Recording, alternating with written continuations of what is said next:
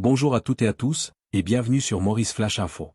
Nous sommes le mardi 17 février 2026, et l'actualité de ce midi est dominée par un nouveau coup de théâtre diplomatique au cœur de l'océan Indien. L'archipel des Chagos est-il devenu le théâtre d'une opération clandestine? C'est en tout cas l'avis des autorités mauriciennes.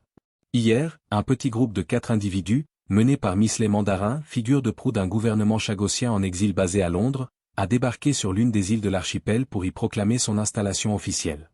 Une initiative qui a provoqué une onde de choc immédiate à Port-Louis. L'attorney général, Gavin Glover, a dénoncé ce matin un acte illégal, pointant du doigt le soutien financier d'un groupe de pression britannique. Entre quête de souveraineté et violation des lois internationales, nous faisons le point sur ce dossier brûlant qui risque de tendre davantage les relations entre Maurice et Londres. Tension aux Chagos, le débarquement de Mislay Mandarin qualifié d'acte illégal par Maurice. L'archipel des Chagos est à nouveau au cœur d'une tempête juridique et politique. Ce lundi 16 février, un petit groupe d'individus a bravé les interdictions pour fouler le sol de l'archipel, déclenchant une réaction immédiate et vigoureuse des autorités mauriciennes. Un retour symbolique et controversé. Le groupe, composé de 4 personnes résidant habituellement en Angleterre, est mené par Mislay Mandarin. Ce dernier, qui s'autoproclamait Premier ministre du gouvernement chagosien en exil, a mis en scène ce débarquement comme un acte de réappropriation souveraine.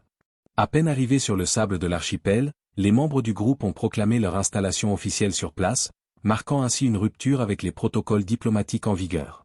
La riposte de Port-Louis. La réaction de l'État mauricien ne s'est pas fait attendre. Ce mardi 17 février, l'attorney général, Gavin Glover, a fermement condamné cette initiative. Pour le chef des affaires juridiques de Maurice, il ne s'agit nullement d'un retour légitime, mais d'une violation flagrante de la loi. Ces personnes ont apparemment accosté illégalement sur une île des Chagos. Elles devront répondre de leurs actes par la suite, a martelé Gavin Glover. Un soutien financier pointé du doigt. Au-delà de l'acte physique, les autorités mauriciennes ciblent les soutiens logistiques et financiers derrière cette expédition. L'opération est parrainée par le Great British PAC, un groupe de pression politique britannique de droite fondé en septembre 2024. Gavin Glover n'a pas mâché ses mots à l'égard de cette organisation, l'accusant de subventionner clairement cette illégalité. Cette implication étrangère complexifie davantage le dossier, alors que Maurice et le Royaume-Uni sont engagés dans des discussions historiques sur la souveraineté de l'archipel. Les points clés de l'affaire. Éléments. Détails. Protagonistes. Mislay Mandarin, gouvernement en exil. Date de l'action. Lundi 16 février 2026. Lieu. Archipel des Chagos. Soutien. Great British PAC, Royaume-Uni.